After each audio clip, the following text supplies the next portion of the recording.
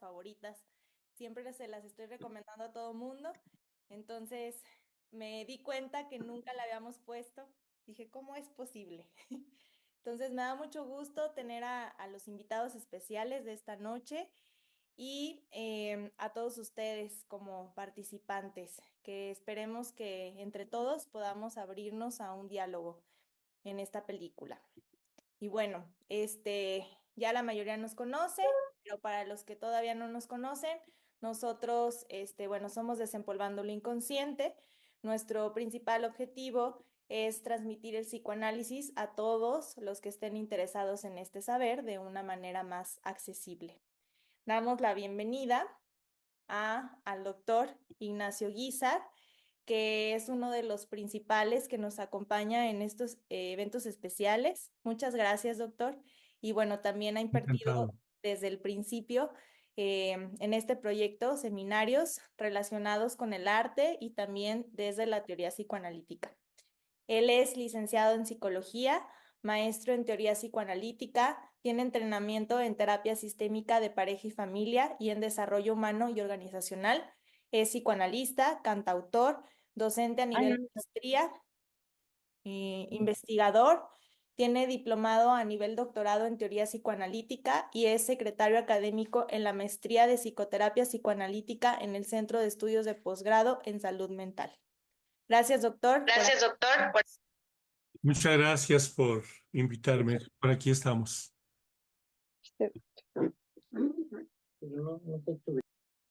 Y damos la bienvenida también, creo que es la tercera vez que nos acompaña. Él también es mi maestro en escritura, José Ra Ortiz. Él es doctor en estudios hispánicos por Brown University, donde también obtuvo su maestría. Tiene la licenciatura en letras españolas, que la estudió en el Tecnológico de Monterrey y fue investigador invitado en el Instituto de Iberoamérica de la Universidad de Salamanca. Es profesor de lengua española, literatura hispanoamericana, teoría literaria y escritura creativa en Brown University, Rhode Island College, Boston University y en la Facultad de Ciencias Sociales y Humanidades de la Autónoma de aquí de San Luis Potosí. Publicó Los días con Mona, la antología El complot anticanónico y la novela de la conquista del Monte de Venus, entre otros. Y quien lo quiera seguir, la verdad es que siempre tiene contenido de interés para todos. Tiene su cuenta en TikTok, aquí está, y en YouTube. Y también tiene un podcast en Spotify, ¿verdad, Joserra? Y en YouTube. Sí a todo. Ok, entonces también se los voy a mandar por el grupo para que también lo sigan. Y bueno, comparte contenidos referentes a la literatura. Y bueno, por último, nos acompaña Miguel Leija, que también ya nos acompañó en otros eventos especiales. Él es gestor cultural, socio de Sutil Mind Corp, CA, TCB, licenciado en Relaciones Internacionales, cofundó el colectivo Trazos Urbanos 2.0. Tiene un proyecto que también está en las redes, si lo quieren buscar, se llama Cinema Cuarentena, para la difusión de cine clásico y bueno, pues ahí comenta sobre películas y recomienda. Es crítico cinematográfico por parte de Cine Nueva Tribuna. Muchas gracias, Miguel, por acompañarnos. No, hombre, muchísimas gracias a ti por la invitación. Gracias, Miguel. Y bueno, les comento, ahorita, bueno, estamos de vacaciones, por decirlo de alguna manera, no tenemos seminarios nuevos hasta enero.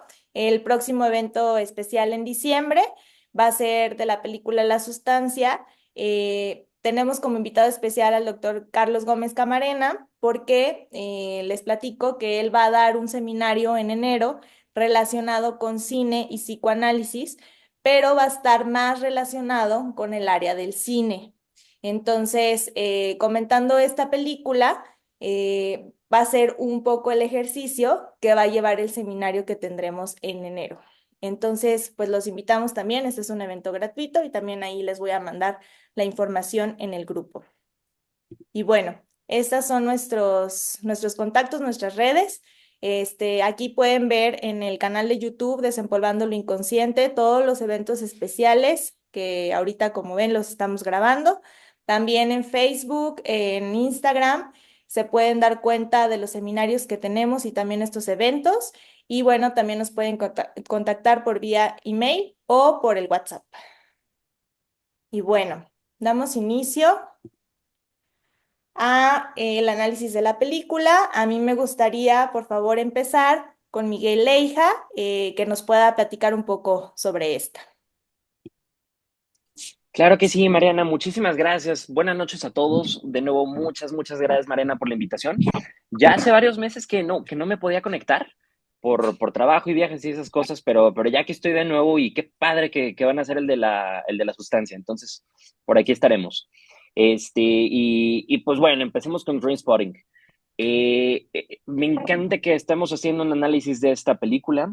A los que ya les ha tocado estar en conversatorios en donde yo participo un poquito, me gusta más dar una temática, me gusta abordar la película desde una perspectiva un poquito más general, dando un poco más de contexto sobre qué significa la película, tanto qué significó en su época como qué significa en este momento para nosotros o para el panorama del cine actual y sus influencias, para ya después empezar a hablar de temas un poquito más específicos como estos análisis, desde la rama del psicoanálisis, ¿no? Entonces, pues bueno, empecemos. ¿Qué es lo que hace que Trainspotting sea una película que, si bien no aparecería o probablemente no aparezca en las listas de las mejores películas de la historia, sí que es una de las más recordadas por mucho, es una de las que más ha influido en el panorama actual o sobre todo en la cultura popular. Y pues esto es padrísimo. Vamos a explorar un poquito cuáles son las razones por las cuales nos encontramos ante una obra tan fresca y pues tan relevante pues en el escenario cinematográfico actual, tanto así que pues es una de esos visionados automáticos o casi obligatorios para todas las personas a las que les gusta meterse un poquito más pues en lo que se considera como el buen cine, entre comillas, aunque pues estas comillas son muy entre comillas, ¿no? Perfecto, continuando. A ver, empezando. Primero que nada, ¿por qué Trainspotting es importante? Primero, por la temática y cómo es abordada a través de un realismo crudo. A ver, nos encontramos con una película que tiene un tono humorístico y que a la vez es trágico, y nos muestra el lado oscuro de una juventud marginalizada, en donde podemos explorar distintos temas como los problemas con la adicción y las dificultades de escapar de esta vida que pues tiene un contexto muy específico y es, a ver, recordemos que es Europa después de, esta película se estrenó en 1996, no sé exactamente en qué año se habrá escrito el libro en el cual fue basada, pero nos encontramos con un panorama en donde la Guerra Fría terminó. Es decir, una vez que nosotros dejamos de lado esta forma de entender las relaciones internacionales como un mundo bipolar, en donde existen dos principales potencias, estas son la base de todo, la base con la cual nosotros vemos al mundo. En el 91 desaparece esto y nos encontramos con una especie de vacío que no se va a llenar hasta el año 2001. Entonces nos encontramos como, pues en este escaloncito, en este paso sociológico, en la manera de entender pues el panorama internacional. ¿Y qué es lo que queda en medio? Pues la desconfianza en las instituciones, sumado a pues este triunfo, entre comillas, de esta vida pues entregada al consumismo, entregada a pues estos modos de vida que pregonaba pues ideologías, no ideologías, más bien tendencias económicas, políticas y sociales más asociadas con Occidente. Entonces, fue muy revolucionario en su momento porque pues en lugar de moralizarnos, en lugar de darnos juicios de valor sobre los personajes, nos presenta pues a estas personas de una manera pues comprensiva y sin juicios para darte la suelta a que nosotros saquemos nuestras propias interpretaciones. Y si bien no es la primera vez que se hacía en la historia del cine, para nada, Sí hay distintas razones por las cuales se hizo de una manera tan interesante. Por poner algún ejemplo, a ver, empecemos con la representación de las drogas y de la adicción en el cine.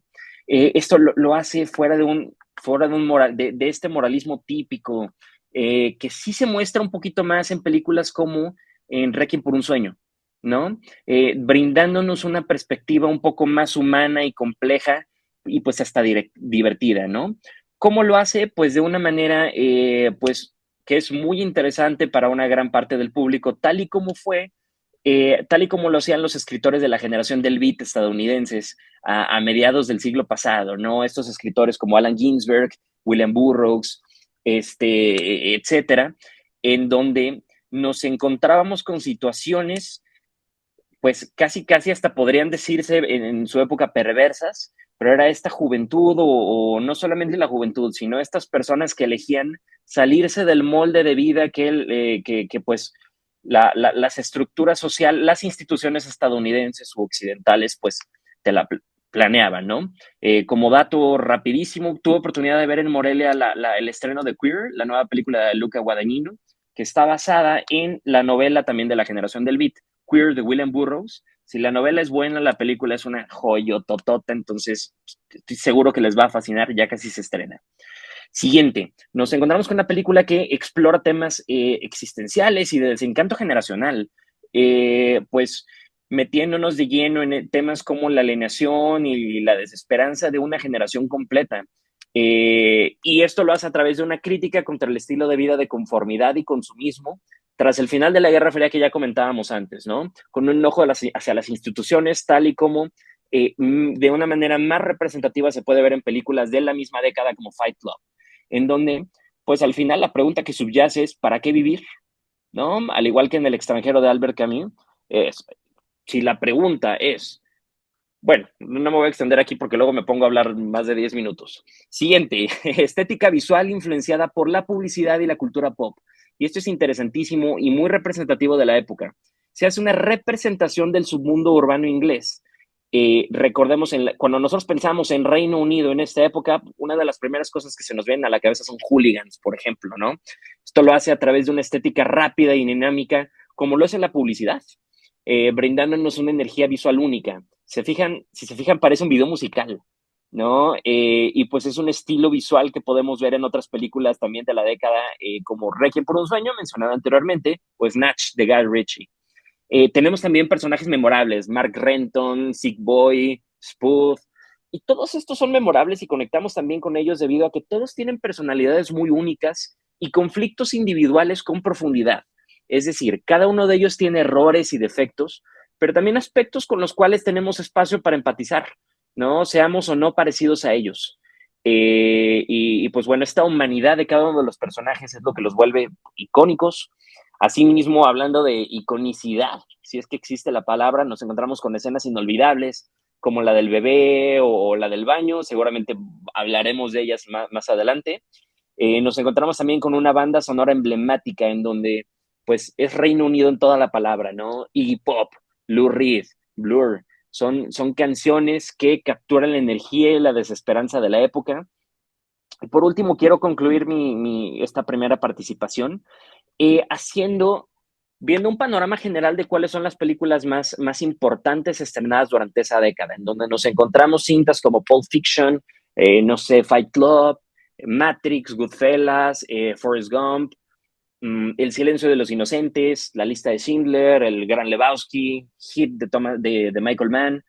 Y es algo bien curioso y lo conecto con la manera en la cual empecé esta participación. Si bien técnicamente hablando, si hacemos una crítica formal de la película, pues a lo mejor la calificaríamos un poquito más abajo que varias de ellas, pero existen diversas razones, las cuales ya comentamos y seguiremos comentando, por las cuales, a pesar de que para muchos de nosotros, para muchas personas, incluida yo, no es una película tan buena como algunas otras que mencionamos anteriormente, sí es muchísimo más recordada que ellas. Y si la puedo definir en una sola palabra, es por el encanto. Así como en esta película de Sofía Coppola, Lost in Translation, que si nosotros la vemos, pues es una película que tal vez no es tan buena, pero tiene tantísimo encanto y tiene escenas inolvidables como la última con Just Like Honey sonando de fondo mientras se despiden Scarlett Johansson y Bill Murray, que se quedan grabadas en nuestras cabezas, en nuestros corazones, y esto es lo mismo que pasa con Trainspotting. Entonces, aquí termino mi participación y de nuevo, pues gracias Mariana por convocar este espacio y siempre hacerlo con obras tan padres como estas. Muchas gracias. Gracias a ti, Miguel. Joserra. Hola, ¿qué tal? Buenas noches. Me oyen bien, ¿verdad? Porque tenía una bronca hace ratito para conectar la cámara y el micrófono, pero ya no hay problema, ¿verdad? No, te oyes muy bien. Bien, perfecto. Oye, pues muchas gracias, Mariana, y a Desempolvando el Inconsciente por esta nueva invitación a platicar de un tema narrativo y hablar de Transpotting. Mucho gusto de conocer a Miguel y qué gustazo de ver otra vez al doctor Ignacio, que ya hemos coincidido aquí unas dos, tres veces antes. Bien, bueno, pues yo voy a añadir pues información y perspectiva, más que nada, o sea, mía, a lo que ya estaba diciendo Miguel, bastante completo, ¿no? Y bastante bien dicho, como un plano general de la película Trainspotting y qué nos interesa. ¿Qué me interesa a mí?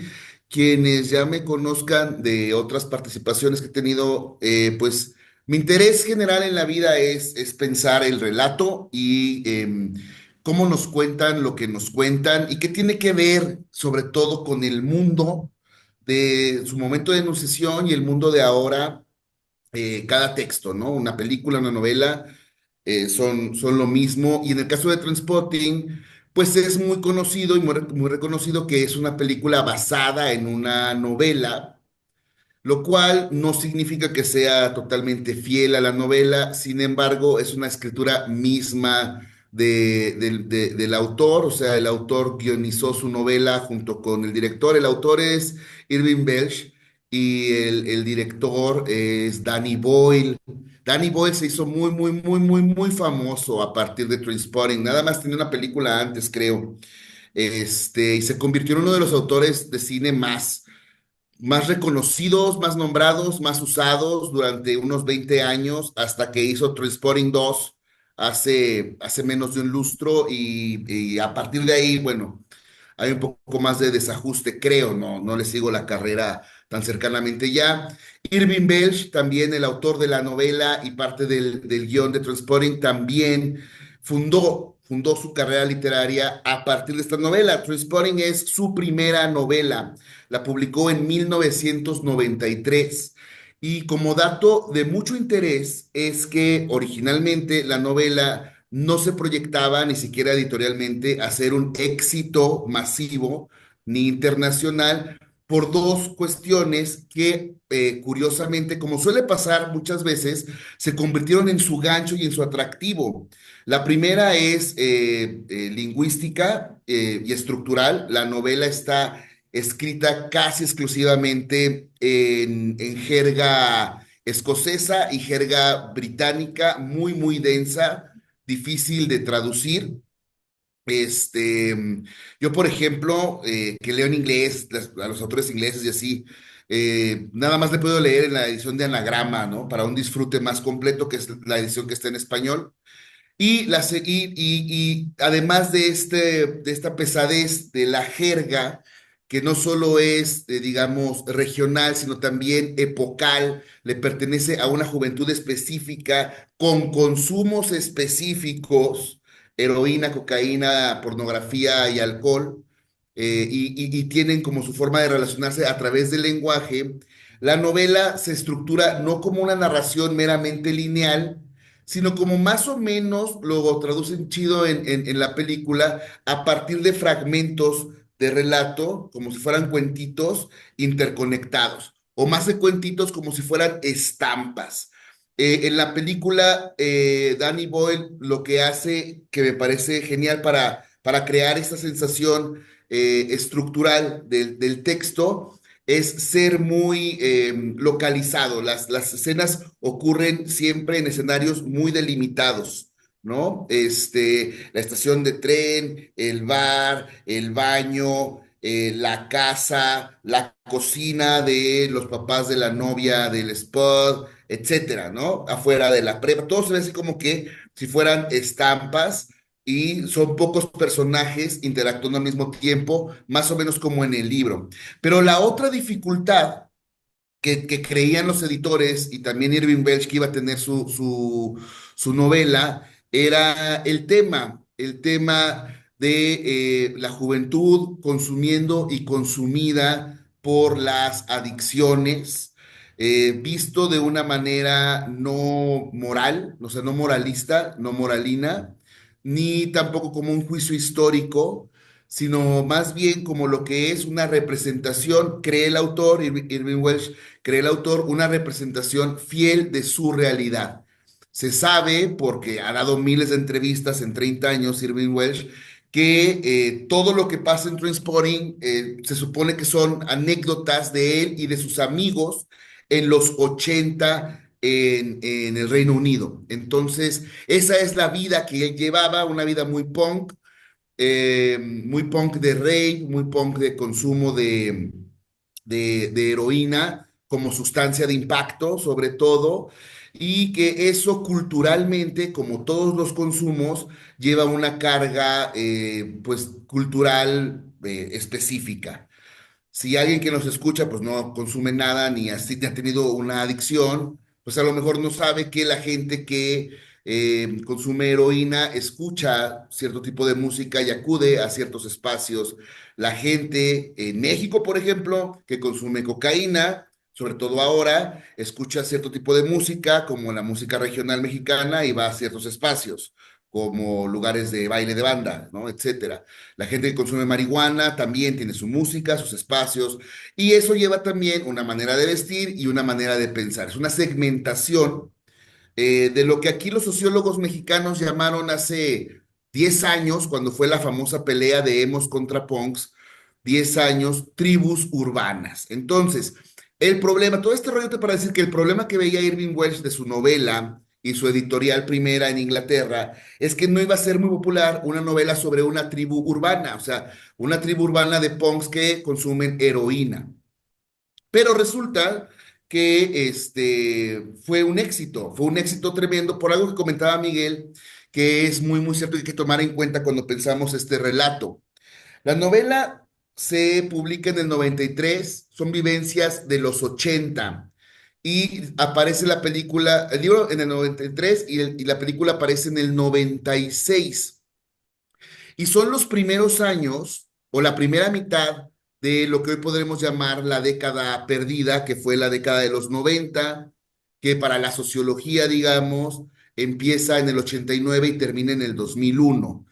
En el 89 cae el muro de Berlín y comienza la perestroika, la desintegración de la Unión Soviética, y un historiador de la Universidad de Harvard, Fukuyama, publica una tesis que tiene mucho impacto global por su veracidad, que es la del fin de la historia, y es lo que nos estaba contando Miguel. La historia se había acabado porque pues el mundo había dejado de ser dicotómico, o sea, la última gran lucha dicotómica de la humanidad se había terminado. Antes habían sido cristianos contra musulmanes, luego cristianos contra protestantes, y luego Europa contra España, y después había sido ya capitalismo contra comunismo, que duró muy poco en la perspectiva de la historia real. La Guerra Fría dura muy poco, dura 44 años más o menos, y después de eso pues ya no iba a haber relato. Y si uno creció en los 90 o los conoce desde ahora como tema de estudio, entiende que durante esa década de 12 años sí hay una perspectiva occidental, para no decir mundial, occidental privilegiada, de que pues se había acabado realmente los problemas y que la vida era una fiesta y fue una década de raves y de música electrónica y de consumos recreativos y se empieza a legalizar en todo el mundo el consumo de distintas drogas en distintas etapas y se normalizan otro tipo de actividades y actitudes de vida, como hay una gran celebración de la soltería, ese tipo de cosas que parecen meramente anecdóticas, son el Zeitgeist, que diría la filosofía alemana, de la época a la que llegan estos muy jóvenes, casi casi saliendo de la adolescencia, personajes de Trainspotting, que vienen de una década terrible para la economía mundial, que es la del neoliberalismo thatcheriano y reaganiano. Thatcher en Inglaterra y Ronald Reagan en Estados Unidos pues, se dedicaron a hacer el mundo horrible que hoy padecemos con gente como Trump y así, ¿no? Alimentándolos. Paréntesis peliculero, vi hace poquito la película del Aprendiz, me gustó, está padre como para ver cómo surge, si van a hablar de la sustancia, pues cómo surge otro monstruo también, ¿no? A costillas de otro monstruo, que es Donald Trump, etcétera. Véanla cuando esté en plataforma. Pero bueno, los 80, o sea, una década de hiperconsumo, una época muy nostálgica, los 80 es una década muy nostálgica en la cultura, pero al mismo tiempo como que muy arrojada, ¿no? A la experiencia. Es la gran década de la cocaína, una película emblemática que abre la década de los 80 es Scarface, de ay, se me fue ahorita.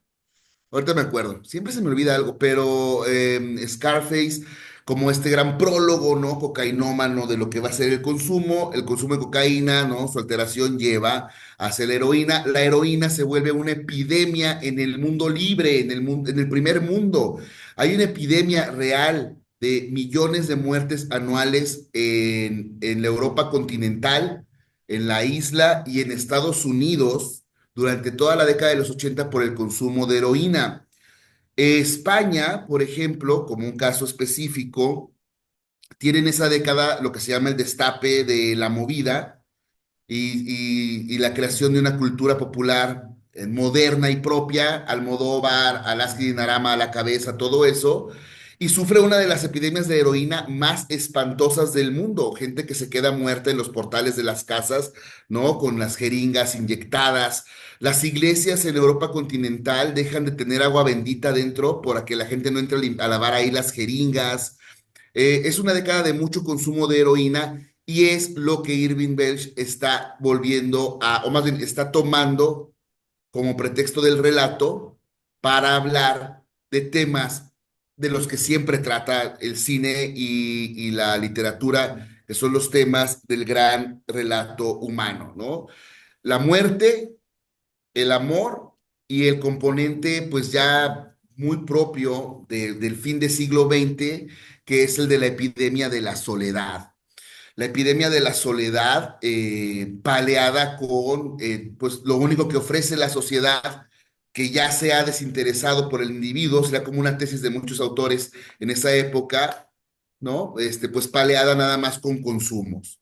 Carros de moda, sexo, ropa, moda, relojes, videos de Luis Miguel, vean videos de Luis Miguel, esos son los 80, eso es lo que se ofrece.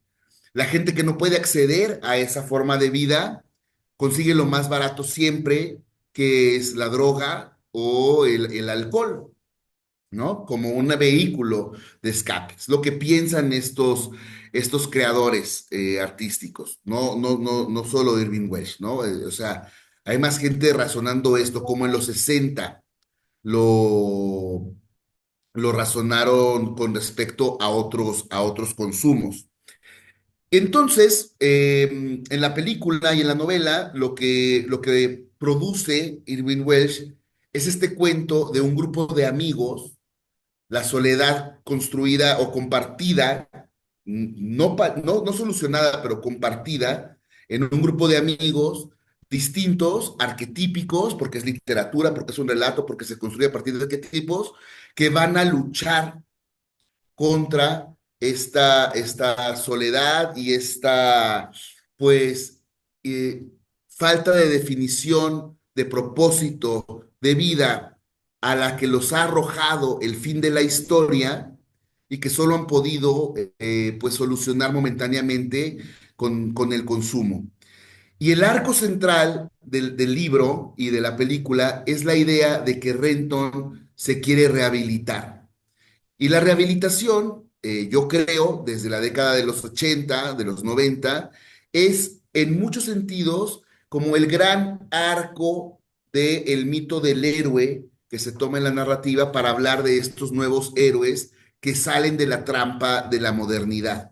A todo mundo le encanta la historia de Robert Downey Jr., ¿no? Que de ser el peor yonki del mundo se convirtió en Iron Man y el actor más querido y el hombre más deseado y el hombre más guapo según GQ, etcétera, ¿no? Ganando contratos de 70 millones de dólares después de nada más tener dinero para una hamburguesa y pobrecito y estaba gordo y ay, ahora está bien guapo porque se libró de las drogas.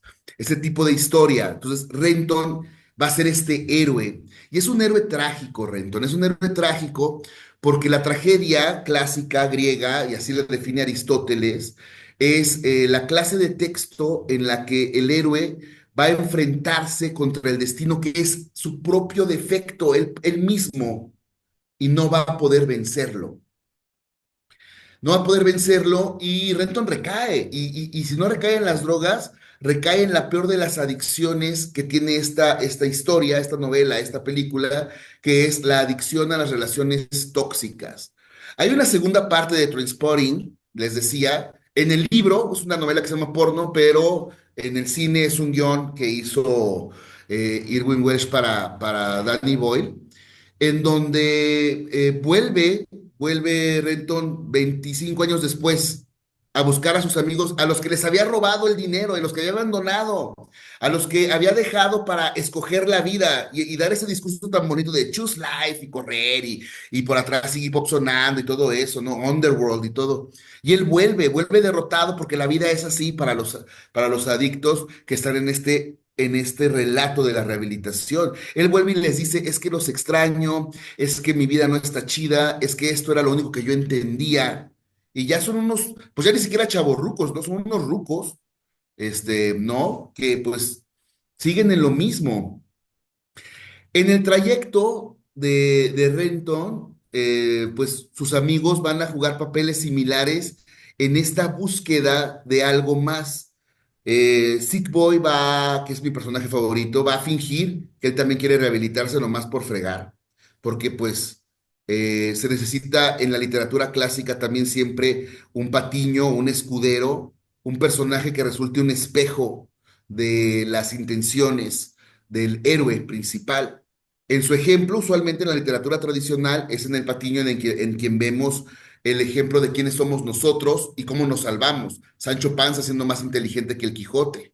Pero aquí Sick Boy, por ejemplo, siendo nuestro reflejo, nos echa en cara que como generación, la X y los millennials y etcétera, lo que inventen, los que venden productos en la televisión, ya me puse bien Transpotting, lo que inventen ellos y que les vamos a comprar, ¿no? Pues somos unos cínicos que no queremos hacer nada por nuestra vida realmente.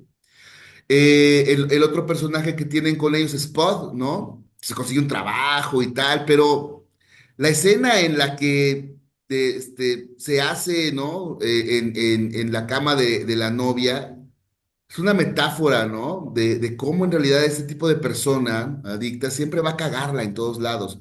Y estoy usando como palabra lo que se refiere a lo que sucede en la escena. Si no han visto la película, pues la verán, la escena, y quien ya la vio, pues se podrá reír. Siempre me ha resultado muy curioso que en esta gama de personajes, la voz de la razón sea una niña de 15, 16 años, ¿no? A la que, por cierto, Rentón, eh, pues, pues, ¿cómo se dice? Grumea, ¿no? Usando palabras del presente, ¿no? Tiene una relación ilegal con ella, pero ella es la que le dice que tiene que hacer algo con su vida, que tiene que salir de ahí, que tiene que moverse. Y Renton lo va a intentar. Pero el relato es difícil. El relato de la vida que ellos ven, que es el que se supone todos estamos viviendo en ese momento de la historia, es complicado porque al final de cuentas, desde el título de la novela y de la película, yo creo que la gran metáfora de lo que hizo Irving Welsh es contarnos, cuando menos en la década de los 90, pero también hoy, que el mundo que nos han dado, nada más podemos verlo pasar, que en el mundo no tenemos ninguna agencia real. Tenemos que buscar maneras de palear nuestra soledad, maneras de palear nuestra inseguridad, pero solo ver pasar el mundo, solo ver las cosas suceder, porque el mundo le pertenece a otra gente. Trainspotting es pues una especie de hobby, ¿no? En Inglaterra que consiste en ver los trenes, como mi abuelito cuando ya estaba muy viejito y con Parkinson y que no podía hacer nada y le gustaba irse a la plaza a sentarse 3 horas a ver pasar gente. Él ya sin agencia de la vida, ¿no? Tenemos que llevarlo, tenemos que meterlo a la plaza, sentarlo, ir por él.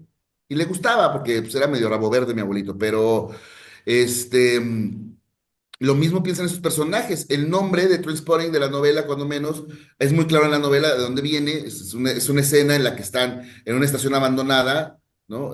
Orinando, y un vago, también todo heroinómano, les pregunta si están ahí para ver los trenes, nada más, como si eso fuera lo que nos toca.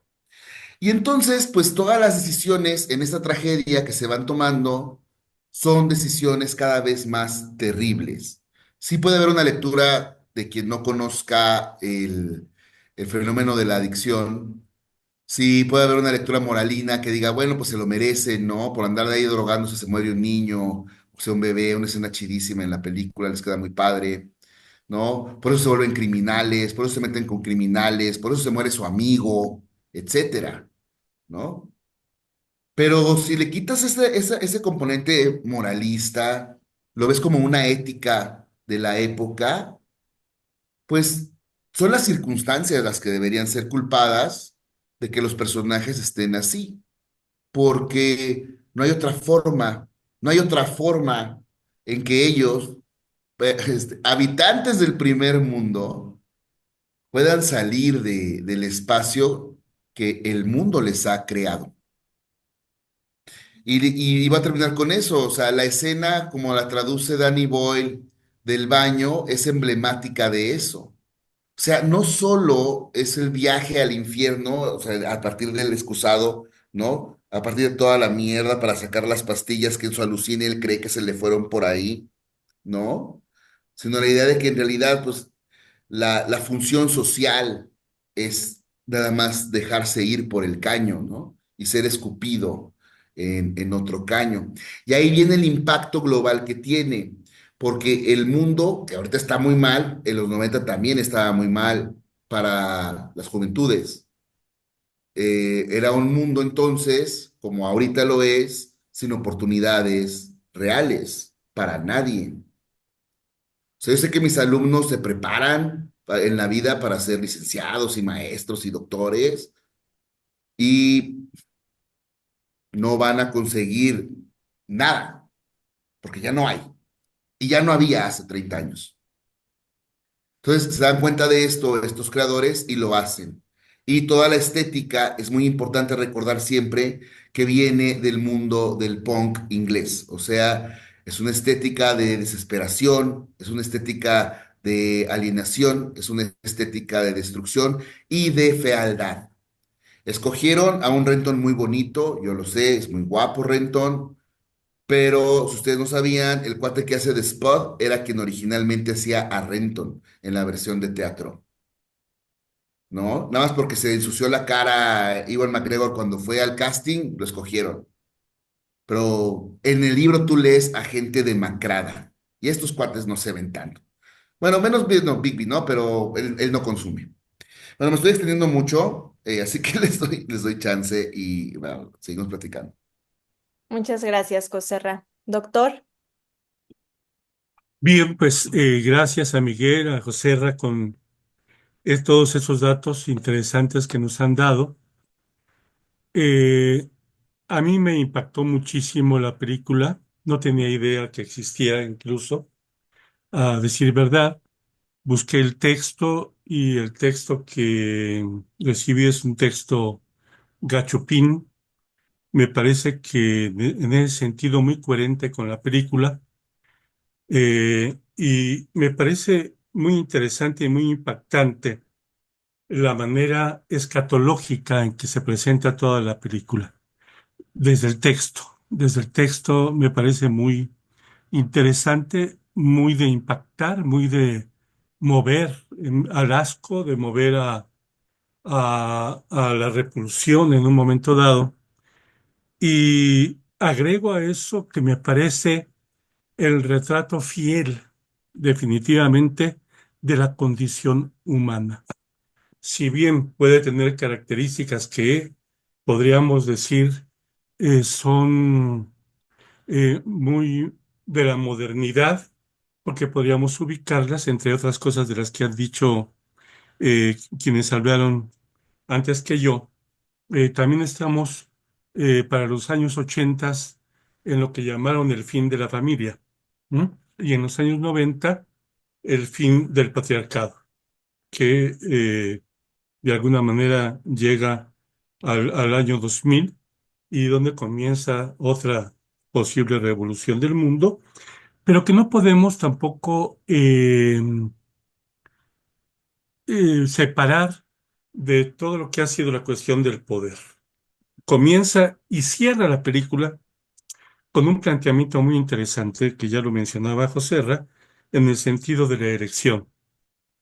Pero para elegir, donde aparenta la posible libertad del ser humano, pues son entre 10 cartas, ¿no? Ni siquiera tengo toda la carta completa para jugar al póker y poder pensar que puedo ganar, ni mucho menos, sino que son muy, muy concretas.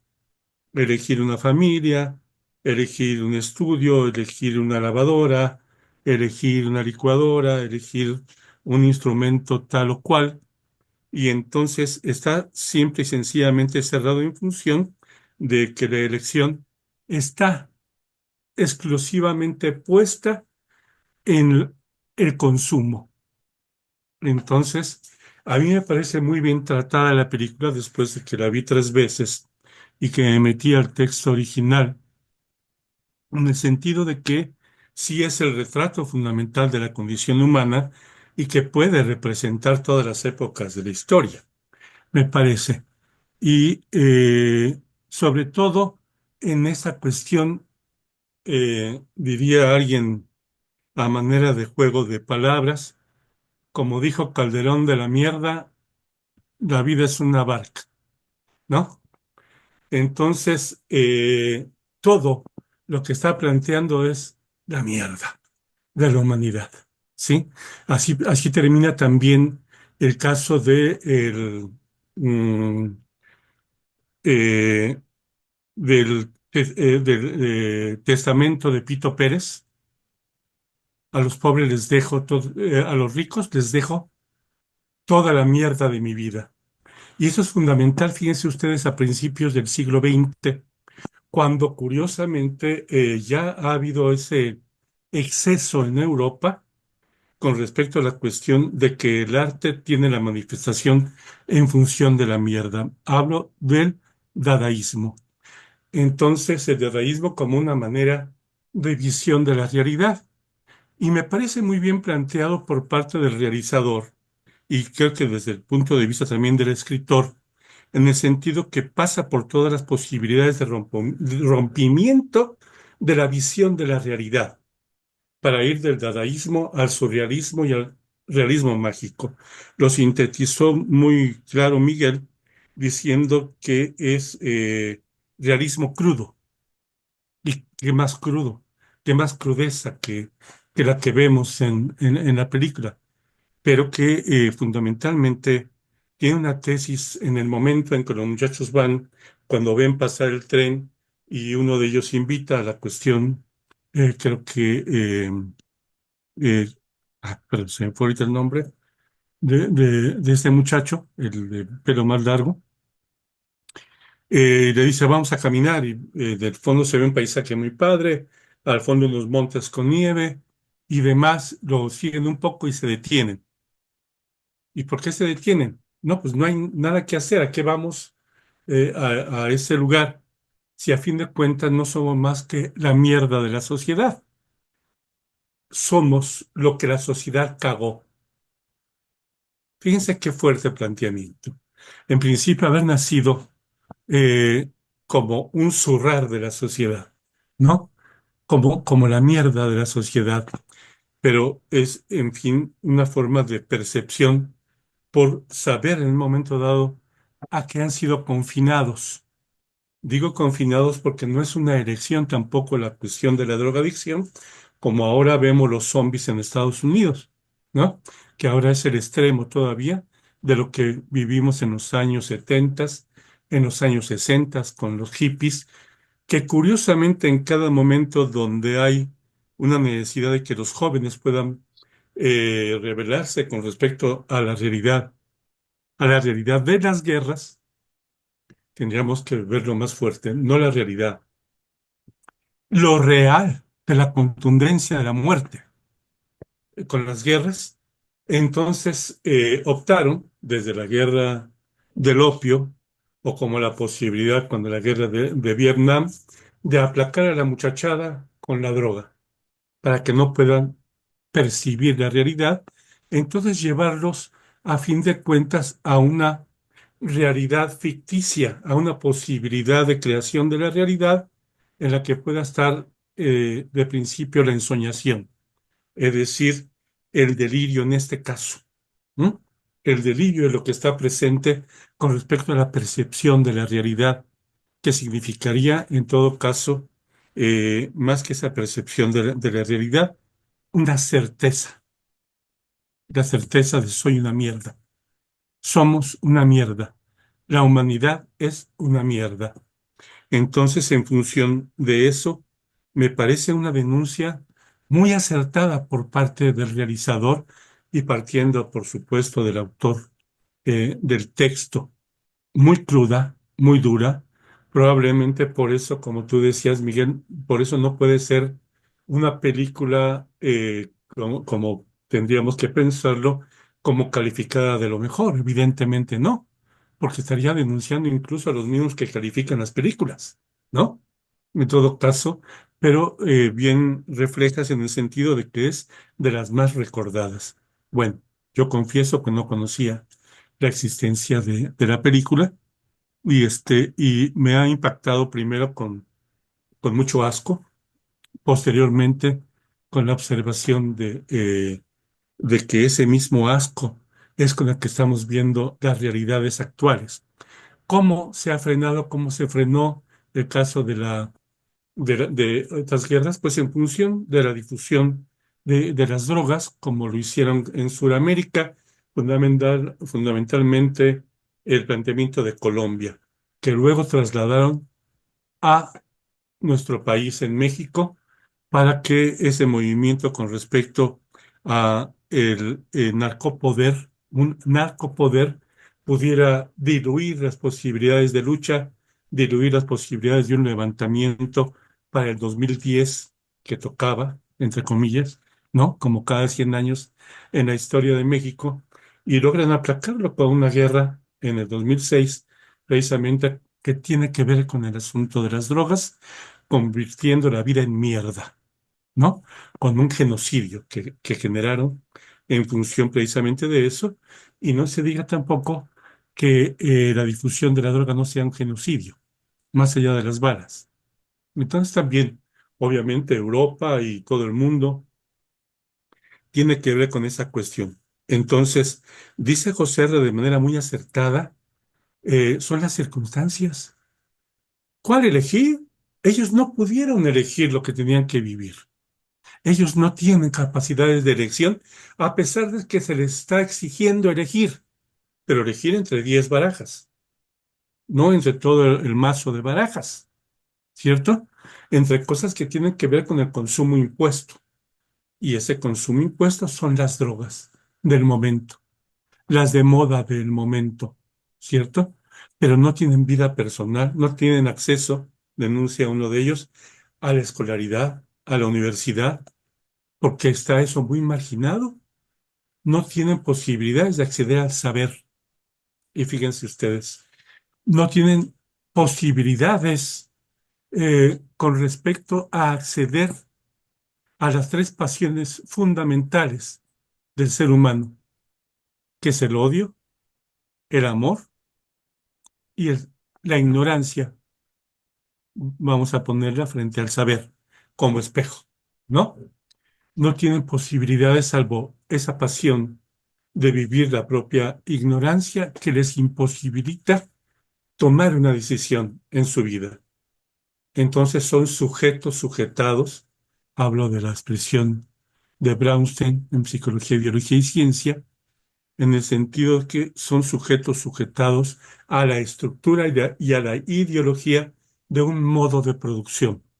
En este caso, ya del capitalismo salvaje, que ahora estaríamos hablando de un capitalismo barbárico, más allá del llamado capitalismo salvaje. Y curiosamente, dominados por el discurso capitalista que los lleva al delirio, que los lleva a la locura, al discurso psicótico. Claro que para ello tiene que ser una psicosis artificial. ¿Cuál? La de la droga. Entonces, ¿quién los va a tomar en serio en la sociedad? No son más que para el juzgado, para ser correteados por la policía, eh, consejeros, dice por ahí el texto original, ¿no? Consejeros policía, eh, que les dan consejos a golpes, bajo maltrato, a fin de cuentas. Entonces, creo que el planteamiento está muy bien hecho y es para sentir asco y coraje.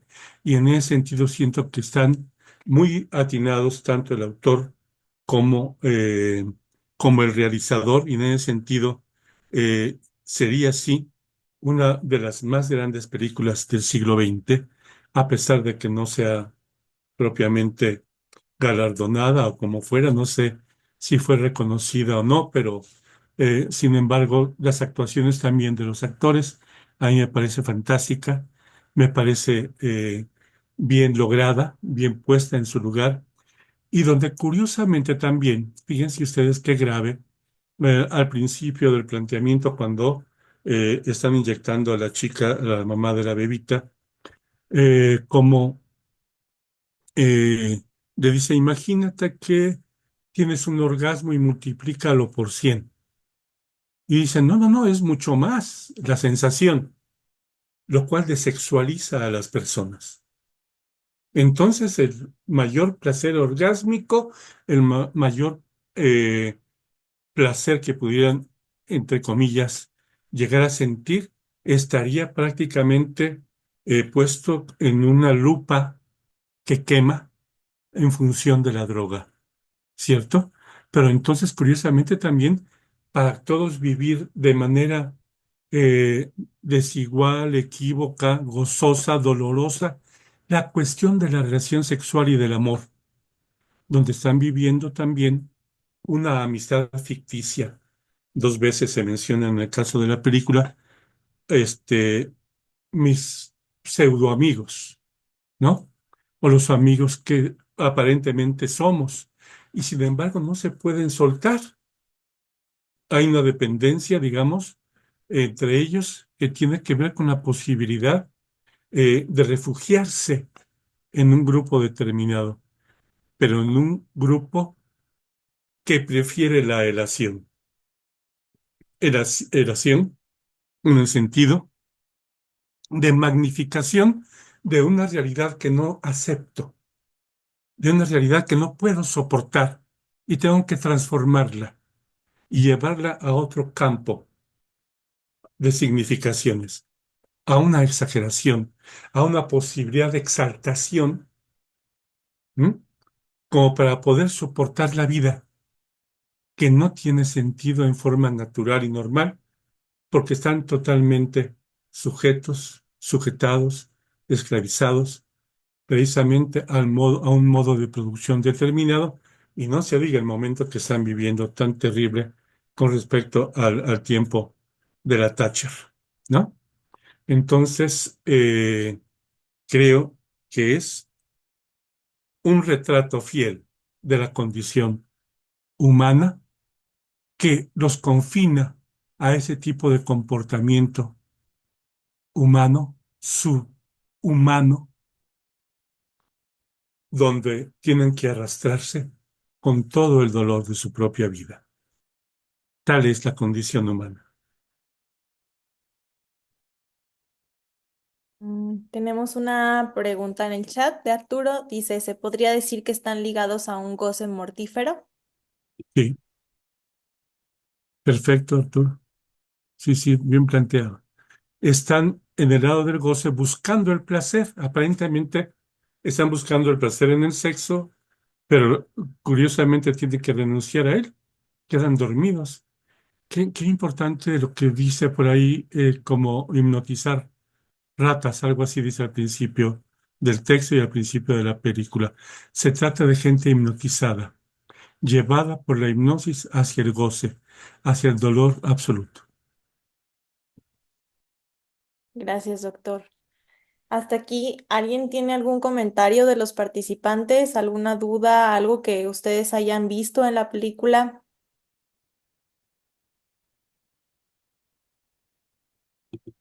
Hola Mariana, sí, yo quisiera señalar que hay algo que me llama la atención y es que todo el tiempo sentí que la película no hablaba de unos jóvenes como un grupo social determinado, aislado, separable, sino que en realidad era como un bucle, en realidad éramos nosotros mismos. Creo que la película logra mostrarnos cómo todos podemos nadar en un océano de mierda por ir tras un objeto, como todos nosotros podemos traicionar cualquier tipo de vínculo amoroso, amistoso, por ir detrás de un objeto. Y en ese sentido me parece que, que ahí la heroína es un personaje también de la película. Quisiera preguntarles a ustedes por eso, qué es la heroína? Y bueno, les dejo esa inquietud, a ver si la conversamos un poco. Gracias, Johnny.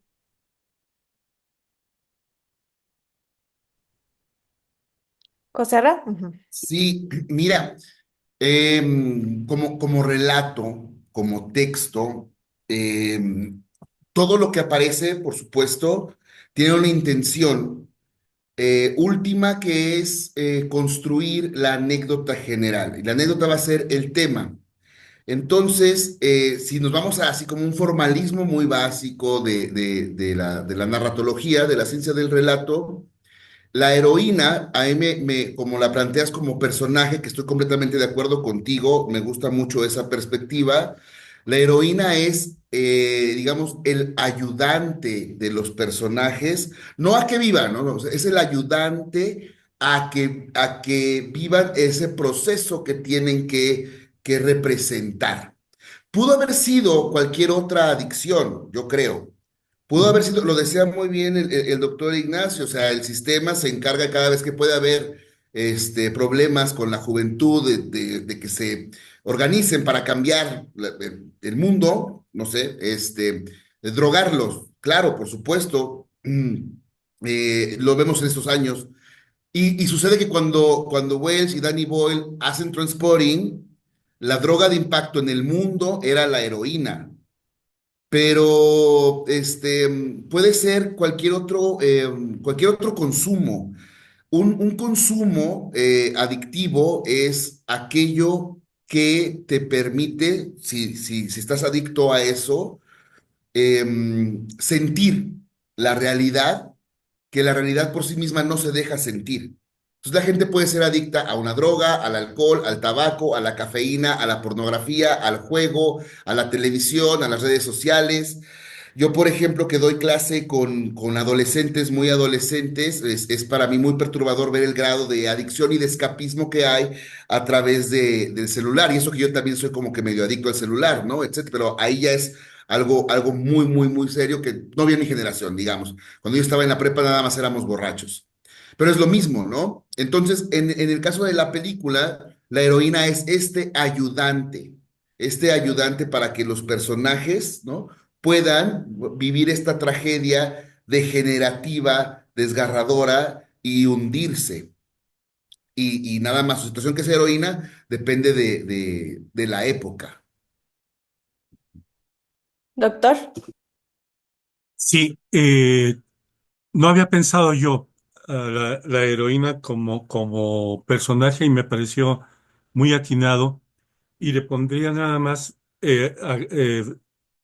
agregarle el calificativo de agente. y ellos lo manejan como la cuestión de eh, una gente que ayuda a olvidar el sufrimiento y acceder un poco a la felicidad.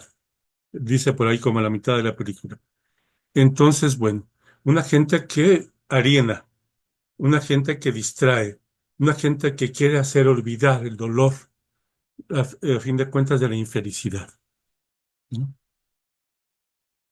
A mí me gustó mucho esto que planteaste al inicio, Johnny, porque sí es cierto, o sea, ¿por qué es tan impactante el discurso que hace al inicio y al final de la película y en la de 2, bueno, no sé si la viste, también cuando le dice a Verónica también lo mismo de Choose Life, también porque es tan impactante, porque nos vemos reflejados en ese discurso, ¿no?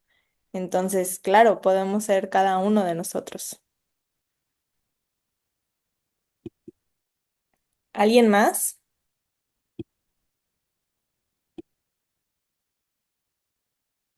Bueno, aquí hay un comentario de Jessica, dice, a mí me impactó mucho la muerte de la bebé. No sé si alguien más tenga otro comentario. Arturo dice, en relación a la pregunta anterior, entonces la abstinencia les resultaría insoportable. En ese sentido, ¿qué vías propondría el psicoanálisis? Está Miguel antes que yo. Si quiere, ahorita contesto. Sí. Miguel está por ahí. Perfecto. Si gusta primero usted, doctor, lo que pasa es que le comentaba a Mariana que me tenía que ir en un momentito, entonces mi comentario es un poquito más fuera de esta pregunta. Entonces, si gusta, pasamos primero a la respuesta. Sí, quiero decir que el Ujú. psicoanálisis tiene muy poco que ofrecer con respecto a las adicciones. ¿Mm? Es muy difícil, salvo la comprensión, pero que pueda sacar a alguien de la adicción es un asunto muy, muy, muy pesado, muy difícil. La única técnica que realmente me parece efectiva es la que inventaron el doble A. Ujú. Es decir, ahí hay algo mucho más fuerte que tiene que ver con lo orgánico, que tiene que ver con la posibilidad, sí, de toda una historia que pesa ahí, como la vemos, no es solamente la historia individual del sujeto. Está bien planteado cuando va a la cárcel el amigo y están festejando en la mesa y llega la mamá del encarcelado. Entonces se para el líder agresivo, el que no usa drogas, pero que los maneja, los manipula a la pandilla, que se para y le dice a la madre, si no es usted la culpable, ¿quién va a ser? No, pues claro que no. No se trata solamente de la influencia de los padres. Se trata de la influencia, como lo hemos estado presentando, de las circunstancias, dice Joserra. El asunto es un asunto social muy grave. Es cierto que el psicoanálisis puede dar en un momento dado la posibilidad de acceder a la concienciación y a la resignificación de la historia de por qué se hizo adicto, por qué acudió a ese refugio, entre comillas, con respecto a la percepción de la realidad, de una realidad que no puede soportar el sujeto, pero quiero decir que no tiene una propuesta de cura al psicoanálisis propiamente dicho. No hay propiamente tera- una terapia psicoanalítica para adictos. Miguel. Perfecto, muchas gracias. Yo le comentaba a Mariana que en unos minutitos me tengo que desconectar, entonces rápido un comentario y aprovecho para despedirme. A ver, mientras estábamos aquí platicando, me puse a hacer una lista de películas aquí a mano que me hubiera gustado, que me gustaría recomendar que sigan una temática parecida a la de la película. Y aquí es donde Trainspotting, no lo había pensado antes, queda muy bien parada. Trainspotting destaca por dos cosas, primero por temática y después por estilo. ¿Cuál es el tema? Que si nos vamos a ver películas con una temática parecida, directamente parecida, pues la cantidad de obras con la que nos encontramos, que valga la pena destacar mucho, pues es mínima y la verdad es que no encontré ninguna aquí repasando de memoria que me parezca del mismo nivel. Tenemos algunas como Candy, Spoon, Christian F. En esta sale David Bowie, por cierto, y aún así.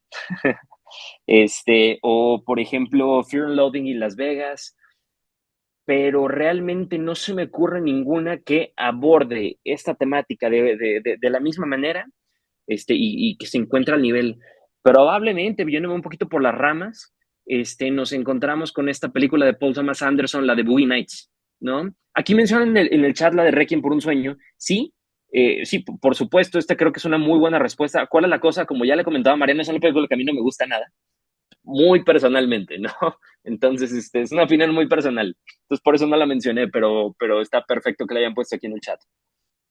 En cuanto a estilo, sí que nos encontramos un poquito más de películas muy, muy buenas y casi todas son de la misma década, que con este estilo muy frenético, muy dinámico, como por ejemplo Snatch, que ya comenté de Guy Ritchie. Este es, pues, un director también británico que reutiliza muchos de los actores que usa Danny Boyle en sus películas. Son películas divertidísimas en donde hay mucha violencia y mucha acción, como una especie de Tarantino británico con menos sangre, pero muy, muy buenas, muy divertidas. También, pues obviamente, Fight Club. Good Time, una película de la distribuidora esta A24, con los hermanos Safdie y Robert Pattinson, más reciente, pero también bastante, bastante buena. Pues El Gran Lebowski, como algunas otras películas de los hermanos Cohen. O por último, creo que cuando hablamos de estilo, en cuanto a un estilo con mucha cadencia, con mucho ritmo, creo que el mejor representante y probablemente de la historia de este tipo de películas sea Martin Scorsese, ¿no? Y creo que la película que mejor representa este estilo, bueno, se me vienen dos a la cabeza. Primero, la que no me fascina, que es la del Lobo de Wall Street, pero otra que sí, que probablemente sea su mejor o una de sus tres mejores películas, que es Goodfellas, que precisamente se estrenó, me parece que en el año 90, 91, una cosa así, ¿no? Eh, Creo que donde nos podemos encontrar más símiles de muy buena calidad con temáticas parecidas son precisamente en la literatura. Échense de verdad un clavado, seguramente aquí José Arra nos podrá dar muchas más recomendaciones de mucho, mucho nivel de la generación del beat. A mí en particular hay tres que me gustan muchísimo. Número uno, En el camino de Jack Kerouac, un libro en donde pues Kerouac nos va contando distintas travesías a lo largo de varios años que hizo, yéndose de aventón en carretera, junto con varios de los escritores de la generación, por distintos lugares de Estados Unidos viviendo, pues sobreviviendo, más que viviendo, sobreviviendo. No me gusta el final, pero pues bueno, eso ya es otro tema, a ver si luego platicamos del libro. Siguiente, por ejemplo, de William Burroughs, que también aparece como personaje en esta película, perdón, en el libro de En el camino de Jack Kerouac. Nos encontramos con dos principales. Naked Lunch no lo he leído, ¿no? Entonces se lo dejo de fuera. Pues sus dos principales obras son Junkie y Queer. Las dos buenísimas, van a encontrar muchísimas similitudes, pero muchísimas similitudes con respecto a esta película. Y pues de Charles Bukowski, creo que el libro que más me gusta es Pulp, uno no muy reconocido, es una de sus últimas novelas, una novela de ciencia ficción en donde hay un detective que está investigando qué onda como con una especie de alienígena que cambia de cuerpo y hace como muchos destrozos en Estados Unidos.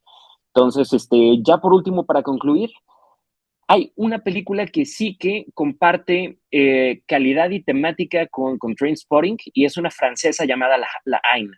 No sé exactamente cómo se pronuncia, se escribe La Haine con H, la traducción es El Odio, me parece que del 95, no recuerdo bien, estoy hablando de memoria, una película en blanco y negro con Vincent Cassel, dirigida por Mathieu Kassovitz, en donde explora precisamente también los deseos y motivaciones de unos jóvenes franceses en los barrios bajos de París, pues encarcelados, por así decirlo, en estas instituciones que no los dejan avanzar. ¿Y qué es lo que me parece más interesante? Y aquí hay una conexión muy directa. La frase principal de la película, que aparece apenas un segundo en un cartel publicitario, dice: The world is yours, el mundo es tuyo.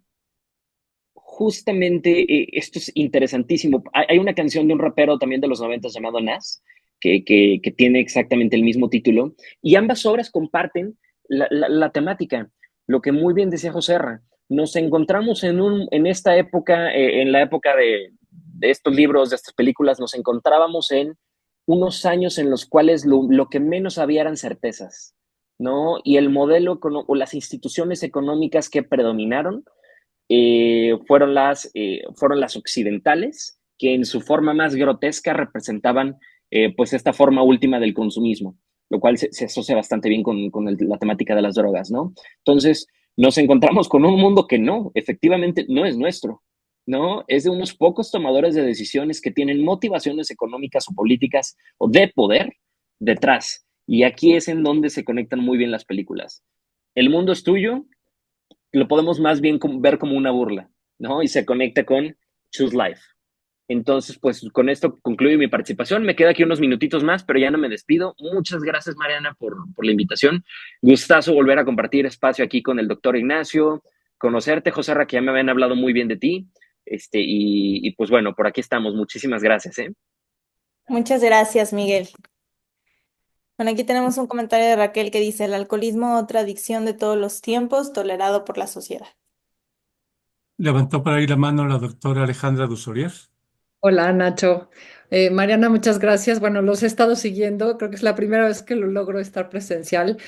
Y bueno, me parecen maravillosos estos foros que los he podido ir viendo. Primero que nada, gracias a Miguel, a José Raya Nacho. Miguel, bueno, toda esta lista, yo algunos los tengo aquí, pero sería increíble que en el chat mandaras todas estas sugerencias por medio de Mariana, porque creo que son muy buenas opciones para leerlas y estudiarlas y hay mucho, ¿no? Joserra, pues yo también te había escuchado, digo, en lo que nos ha hecho favor Mariana de pasar, ¿no? Que los oigo ya a destiempo, pero también con muchas ganas de escucharte en persona, así es que gracias. Y Nacho, bueno, delicioso. Y compartir también un poquito como de mis reflexiones, creo que comparto contigo, Nacho, eso es como la vi y me choqueaba, ¿no? La película. Era así como, ¡ah! ¿No? O sea, hay escenas que son verdaderamente impactantes y porque muestra eso, ¿no? Como la decadencia y lo que hay en nuestra sombra, ¿no? De nosotros mismos y es puesto tan brutalmente en la pantalla, es realmente muy fuerte. Hay personajes que aquí ahorita, o conceptos, ¿no? Como este personaje súper violento que no es adicto, que controla, que a mí me pareciera que representa el poder, ¿no? Este poder social que amenaza, que violenta y que se divierta con el daño, ¿no? Hace escena que están arriba del balcón y que baja, ¿no? A violentar a alguien que está en el bar, bueno, que avienta el ese y que le cae a la mujer ensangrentada. No, es una escena durísima y los de arriba así viendo y cómo el mundo se desmorona, ¿no? Y entonces es como este poder social, político, económico que pareciera que así estamos ahorita, ¿no? O sea, yo de pronto me hago cuestionamientos de esta guerra, ¿no? Que a mí me parece un poco creada, Rusia, Ucrania, ¿no? Así es como que fuéramos títeres que no sabemos en realidad de fondo qué está sucediendo, cómo se están moviendo las cosas y es como ir a ciegas, ¿no? Entonces de pronto en la película era como te despertaba y esta anestesia, porque pues la droga es anestesiar la mirada, mantenernos calladitos, ¿no? Calladito te ves más bonito. Y entonces eso es lo fuerte, ¿no? De ver cómo yo me quedo callada ante la injusticia, ante las cosas que no me parecen, ¿no? Y otro personaje, este bebé que cuando aparece, ¿no? En la primera escena, cuando llega la mujer y ves a la bebita y dices, ay, Dios mío, o sea, yo ya que empieza, dices, algo trágico va a pasar. Era como, es como muy predecible, ¿no? Que algo trágico iba a pasar con esa bebé. Pero cuando sucede es súper impactante, ¿no? Y cómo ponen a la bebé, incluso en mierda, ¿no? O sea, pareciera que la bebé está como ahí ahogada, ¿no?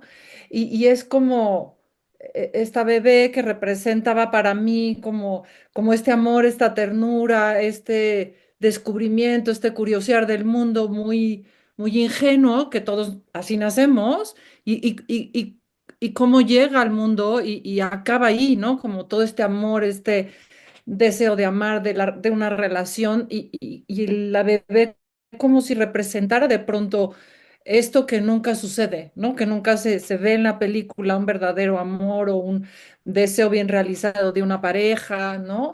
O sea, como todos estos aspectos que se quedan ahí como para mí y te lo digo y se me pone la piel chinita, ¿no? Como esta bebé, ¿no? Tan ingenua, tan linda, y cuáles son las oportunidades de crecimiento, ¿no? De evolución, ¿no? Ante esto que planteas, Nacho, la ignorancia, ¿no? El deseo, el erotismo y no sé, es una película que, bueno, quizás habrá que verla más de una vez, qué bueno que la viste tres, ¿no?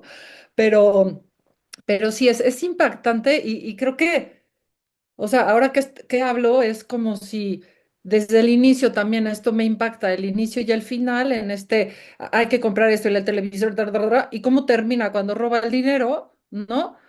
Como si fuera la salvación, ¿no? Ahora, el tener el dinero y que va, ¿no? Como la traición, el dolor y cuando Spud lo ve que se va y que le dice te vas conmigo, ¿no? Como escápate conmigo y Spud es como no puedo, ¿no? O sea, me gustaría, pero se queda otra vez en esa, pues en ese caos, ¿no? En ese caos, en esa desolación y el otro se va y que al final no gana nada, ¿no? No he visto la segunda parte, pero pues seguro llega y al final descubres nada. Entonces es como estos seres humanos que somos, que corremos tras no sé qué, pero que al final no lo llegamos a alcanzar nunca, ¿no? Entonces trabajamos y queremos esto y es cuando voy a llegar, ¿no? A la paz, a la serenidad, a la tranquilidad.